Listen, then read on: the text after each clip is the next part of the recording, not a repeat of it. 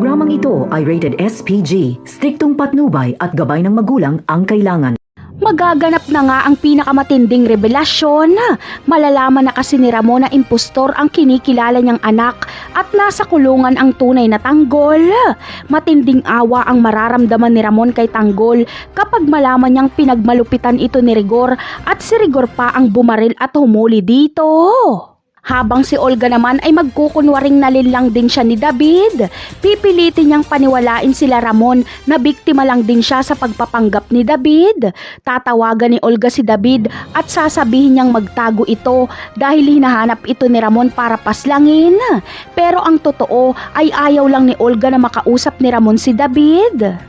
Dahil kapag mangyari ito ay pwedeng sabihin ni David na ginipit at sinuhulan lang siya ni Olga para magpanggap. Maaari ding ibunyag ni David kay Ramon ang tunay na plano ni Olga sa mga Montenegro.